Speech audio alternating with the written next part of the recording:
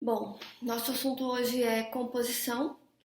A gente vai falar de composição em âmbito de fotografia, mas na verdade a composição ela diz respeito a qualquer peça visual, pode ser uma pintura, pode ser uma colagem, pode ser um filme. Por quê? Porque a composição é a maneira como você dispõe elementos dentro de um determinado espaço que você elegeu para ser a sua peça visual. Um designer, ele vai fazer composição, ele vai compor determinados elementos gráficos dentro de uma peça para transmitir determinada mensagem ou dar determinada sensação, enfim.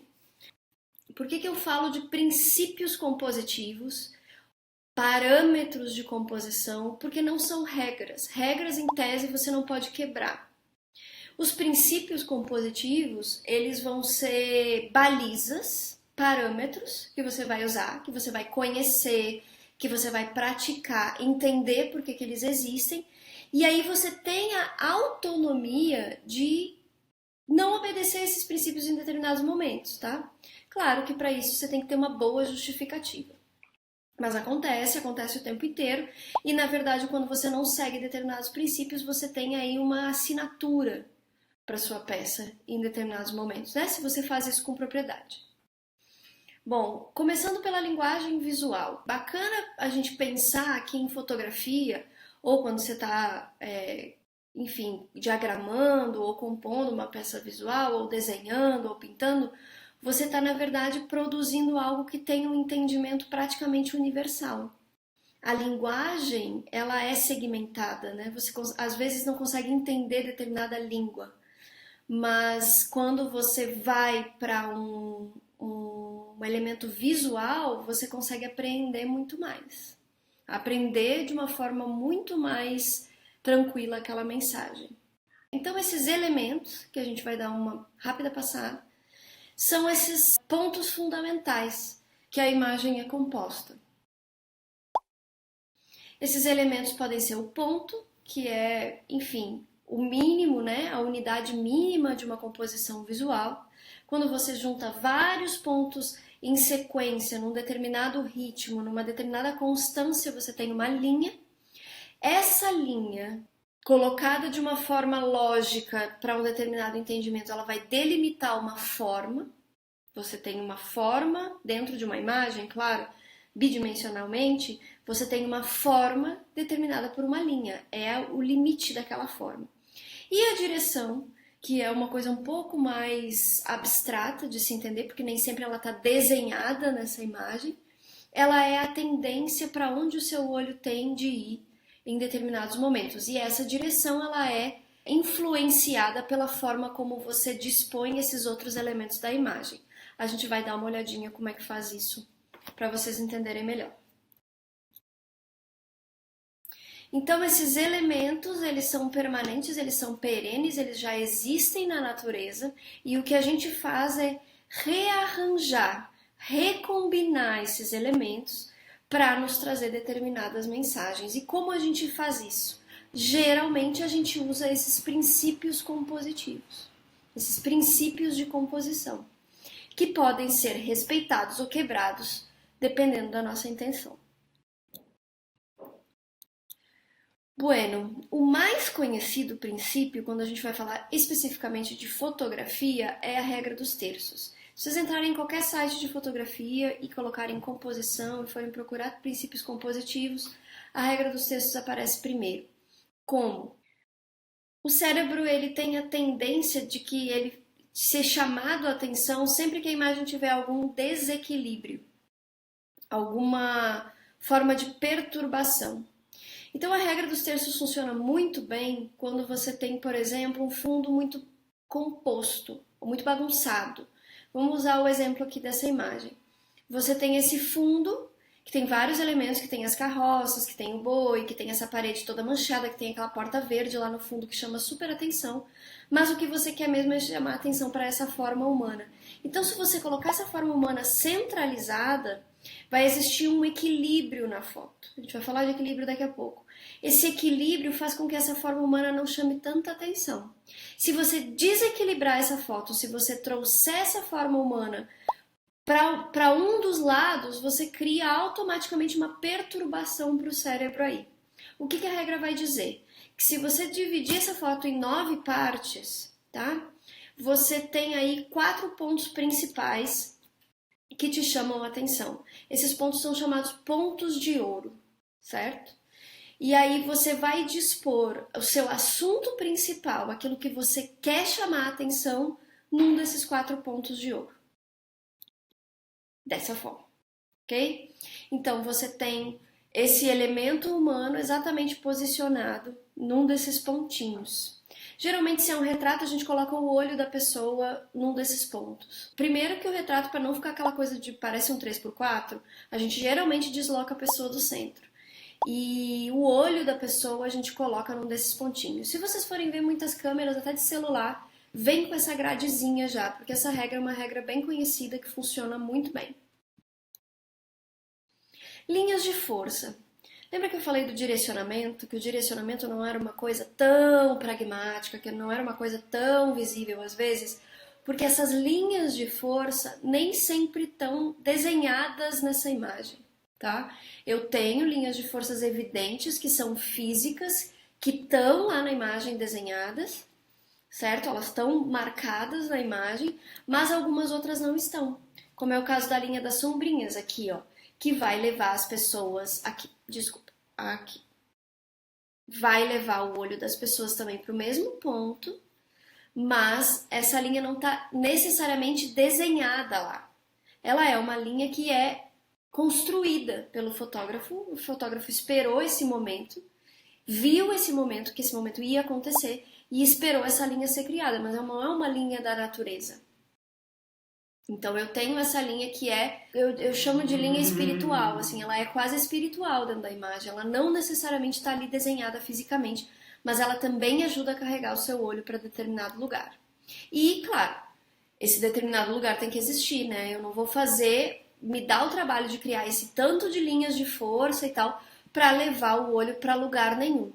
Essas linhas de força, elas servem e elas têm que servir para carregar o olho do observador para um ponto importante da imagem, que nesse caso é o personagem que está ali. Não dá para criar linhas de força se essas linhas de força levarem para lugar nenhum. Simetria e equilíbrio. Isso é uma coisa bem importante porque as pessoas não entendem o que é simetria e o que é equilíbrio. Primeira coisa importante de se falar é que simetria e equilíbrio só vão funcionar numa foto se o fundo for neutro, ou se ele for homogêneo, ou se ele tiver pouca importância. Por quê? Porque é aquela regrinha dos terços que eu falei. O cérebro, ele costuma homogeneizar as coisas que estão muito harmônicas. Então, para eu realmente ter essa importância desse elemento humano nessa foto, por exemplo, o meu fundo tem que chamar pouca atenção, tá? Aqui eu tenho um fundo que tem um desfoque muito grande, esse corpo da segunda pessoa tá sem o rosto, então eu tenho um fundo de pouca importância.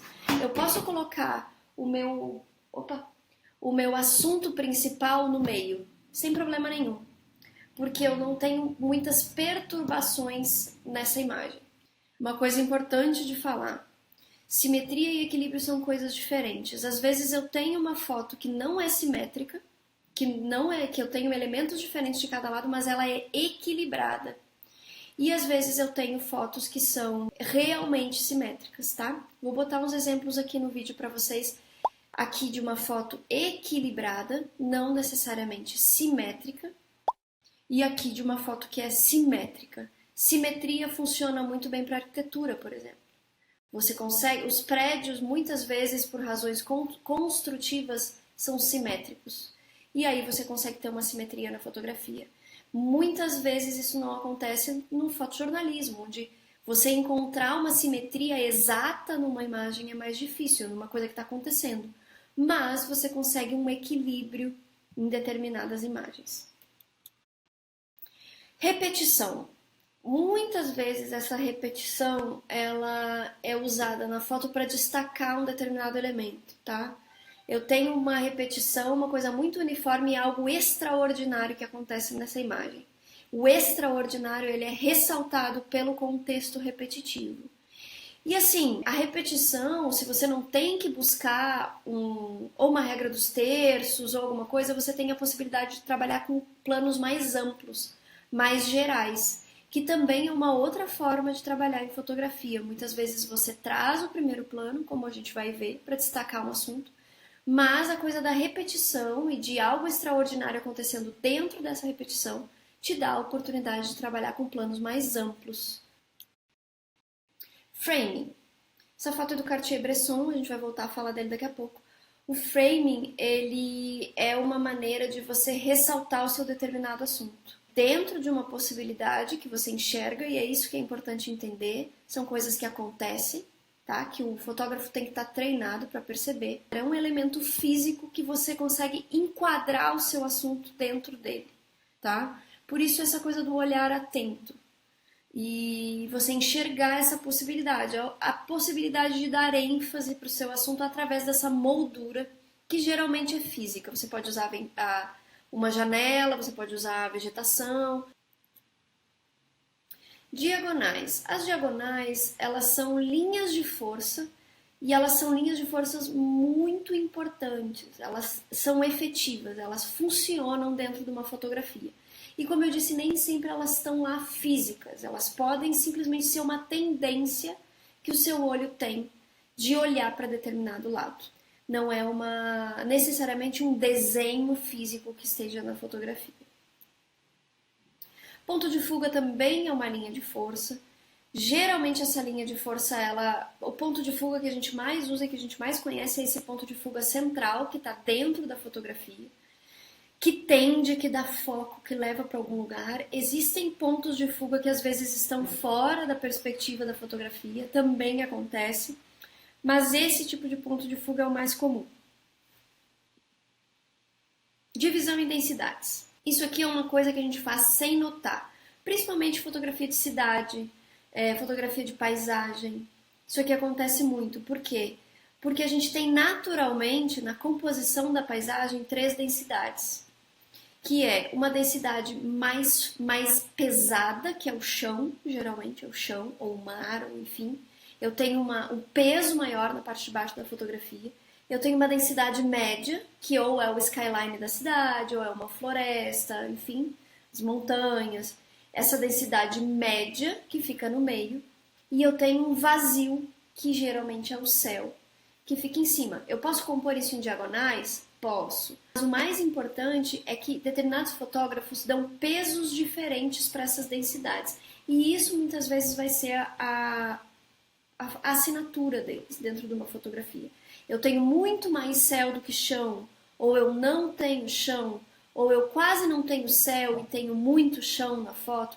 Então esse desequilíbrio dentro dessas 3 densidades, que por via de princípio divide a foto em 3 partes iguais, eu desequilibro esse princípio para criar o efeito que me interessa, certo? Então, geralmente é feito assim, 3 partes iguais na foto, e aí tem fotógrafos que em Brasília se faz muito isso, porque todo mundo diz, o céu é enorme, o céu é lindo. Então, fotógrafos de Brasília tendem a colocar mais céu na foto, por exemplo, tá?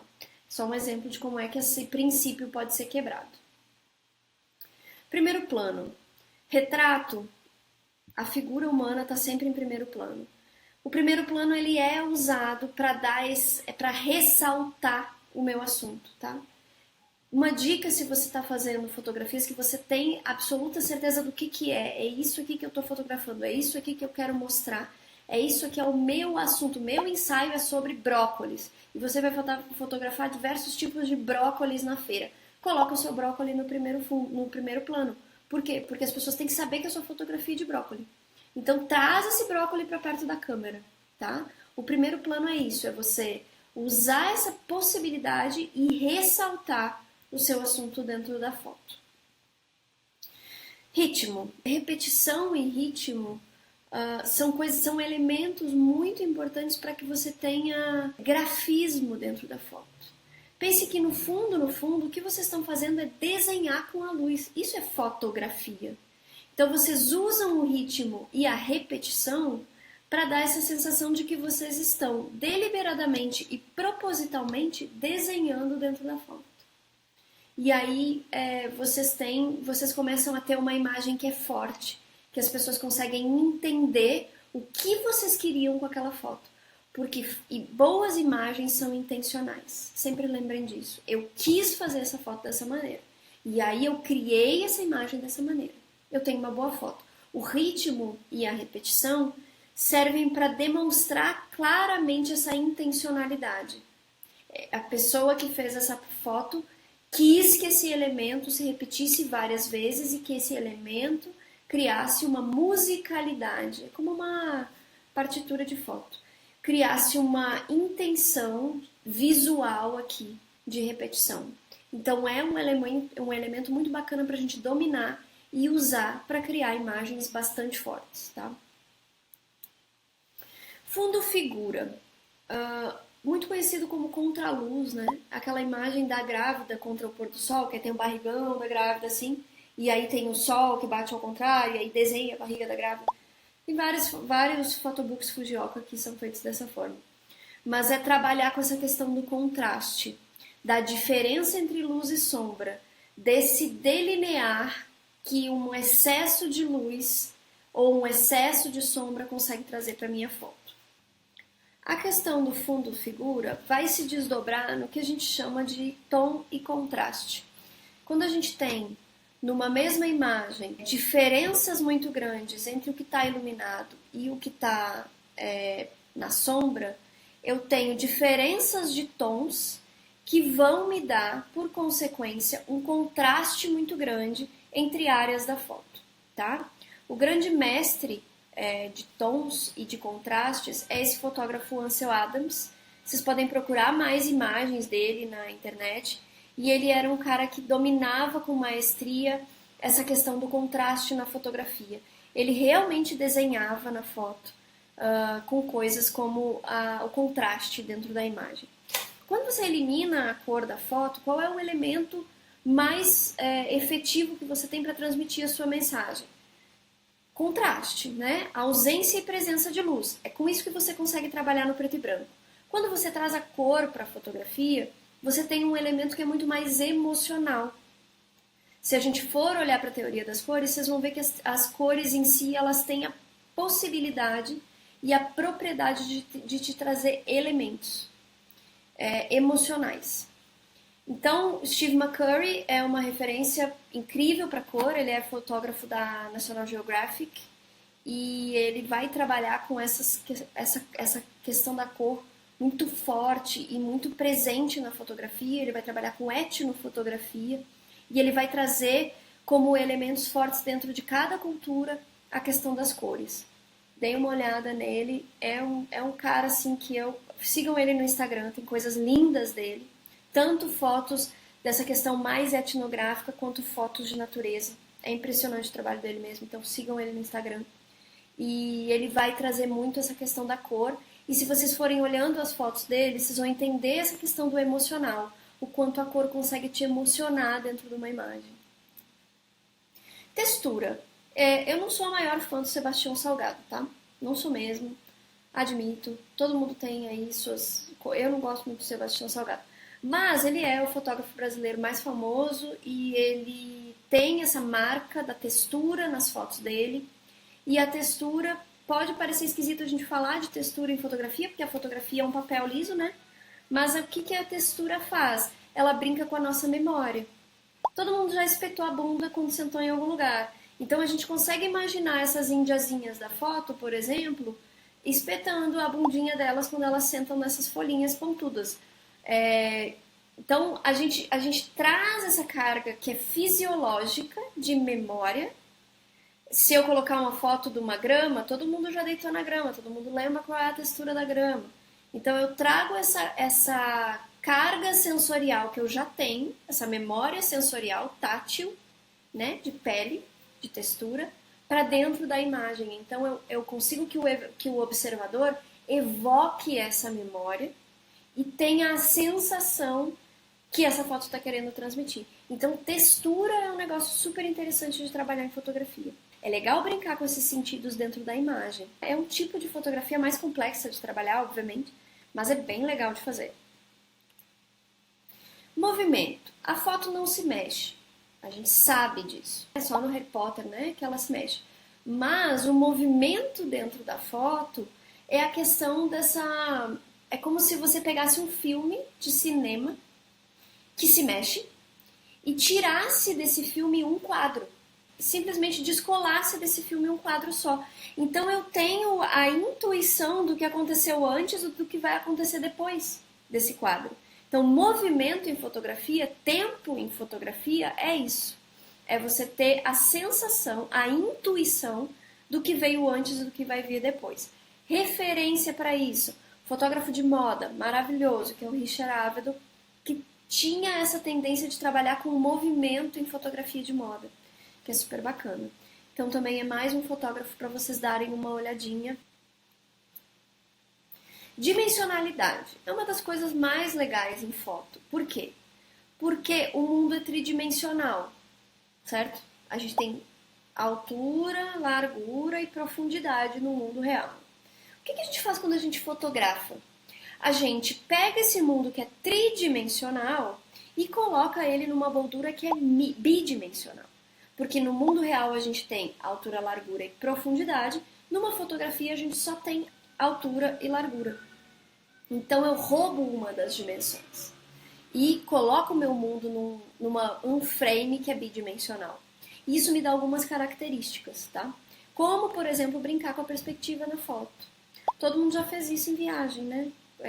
Segurar o sol, ou segurar, sei lá, o amiguinho na mão, na praia. Todo mundo já fez essas brincadeiras bobas.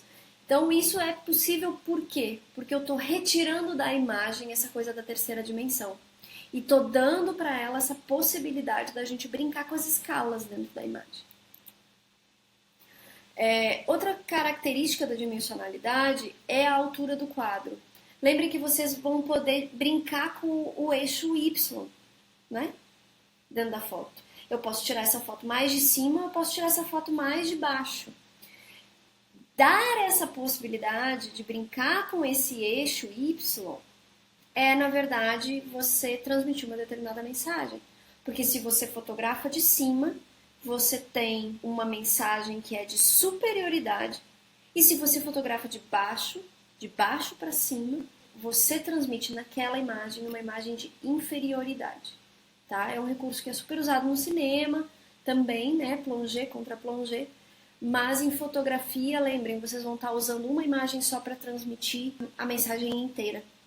Então, vocês têm que ter esse tipo de cuidado, porque vocês vão estar transmitindo a mensagem toda. A minha bolinha, aqui, ela fica em cima do texto. Mas eu vou botar esse texto em PDF para vocês lá, então não se preocupe.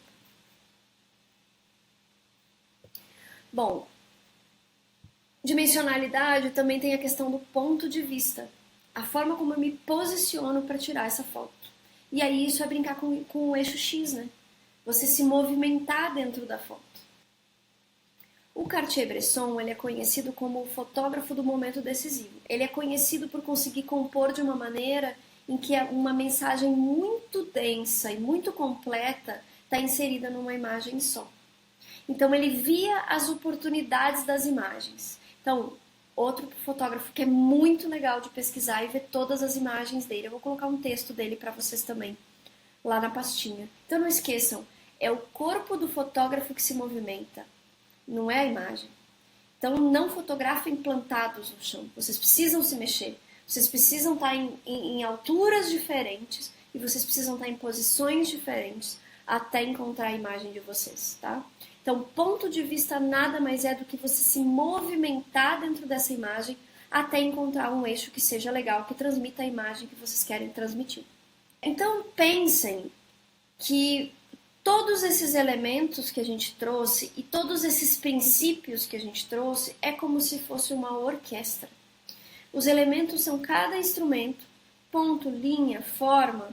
Esses princípios de arranjo desses elementos justamente é o maestro ou o fotógrafo que vai coordenar.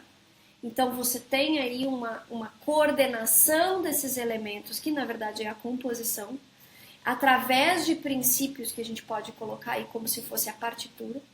E dentro dessa metáfora que eu estou trazendo para vocês, que é difícil, mas dá para entender, você tem uma musicalidade dentro da foto. Que nada mais é que o prazer auditivo que a gente tem quando a gente ouve uma música clássica bem executada por uma orquestra, é o prazer visual que a gente tem quando a gente olha uma imagem que é bem composta. E isso não é explicável. Quando a gente escuta uma música bem orquestrada, a gente tem um prazer auditivo que não é verbalizável, explicável, e quando a gente vê uma imagem bem composta, a gente não consegue explicar verbalmente, com todos os elementos, por que aquela imagem nos agrada tanto. Mas os excelentes fotógrafos, eles são pessoas que sabem lidar com esses elementos e eles sabem orquestrar esses elementos a ponto de criar esse prazer visual. E aqui vai uma tarefinha para vocês cumprirem aí durante essa semana. Vocês vão escolher 8 desses 15 princípios que eu falei. Vocês vão fotografar fotografias de vocês, tá? Vocês podem pegar a câmera no estúdio, já deixei a Patrícia avisada que talvez vocês tenham atividade. Vocês podem fazer com celular, não é problema. Eu já disse que tem celulares que são tão bons ou melhores que as câmeras do estúdio. Em primeiro lugar, vocês vão pegar um diagraminha que eu vou pedir para a Patrícia imprimir para vocês, deixar umas 30 cópias lá no estúdio, esse trabalho individual, ok? Vocês vão fotografar com o auxílio desse diagrama, escolhendo esses 8 princípios que vocês vão trabalhar, e aí vocês, depois de fotografarem, vão selecionar essas fotos e vão fazer como nesse exemplo que eu estou colocando aí. Vocês vão olhar para as fotos de vocês e riscar. Pode ser no Photoshop, pode ser no Illustrator, pode ser no próprio PowerPoint. Vocês podem montar um PowerPoint com essas fotos e aí usar esses tracinhos. Mas demonstrar qual o princípio que vocês usaram. Tem um nenê aqui, nesse andar. A gente vai ter que esperar o nenê ir embora.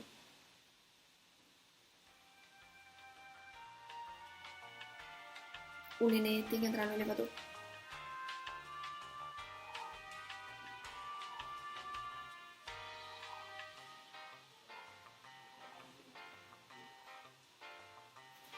O meu cabelo tudo cagado. Eu tô toda cagada, né? Acho que o nenê foi embora. Não. Ah, foi. Porque o importante aqui é produzir essas fotografias intencionalmente. Saber que eu vou usar o princípio da simetria, por exemplo. Saber que eu vou usar o princípio das texturas. Que eu quero que tenha texturas na minha foto. Então, o objetivo dessa tarefa é que vocês consigam produzir intencionalmente fotografias baseadas nesses princípios. Então, vocês pegam esse diagrama, selecionam 8 princípios, com o auxílio do diagrama, vocês fotografam, tá? Esses 8 princípios, levam as fotografias para casa, selecionam as melhores, e aí, a partir dessas fotos, vocês vão criar análises como essas que eu coloquei aqui embaixo de exemplo, tá? Com as fotos de vocês vão marcar. Pode ser no PowerPoint, pode ser no Photoshop, pode ser à mão e fotografar de novo. Pode ser como vocês acharem que conseguem fazer. Vocês vão marcar como que esses princípios estão aplicados nas fotos de vocês. Às vezes dá para riscar, como eu fiz ali, 2 terços de céu, estão vendo? Ali eu estou aplicando o princípio das densidades. Na outra eu estou marcando o princípio da simetria. Mas às vezes não dá, por exemplo, textura não tem como vocês riscarem. Vocês só vão escrever ali embaixo, princípio das texturas.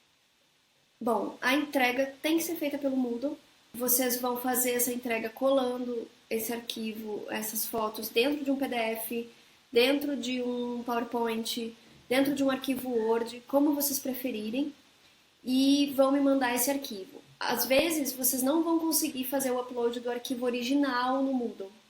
Então, vocês vão ter que fazer esse upload para o Drive de vocês e aí colar o link do Drive no arquivo de Word e me mandar o Word. É assim que o povo tem conseguido entregar os trabalhos de fotografia pelo Moodle. Então, essa tarefa fica para quarta, quinta-feira da semana que vem. Por quê? Porque quarta, quinta-feira da semana que vem a gente vai ter outra aulinha dessas aqui sobre ensaio fotográfico para vocês darem o start no trabalho final de vocês. Ok?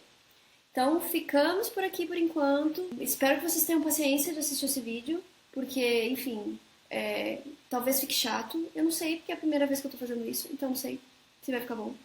Mas aí qualquer dúvida vocês me mandem por WhatsApp, ok, babies? Beijocas!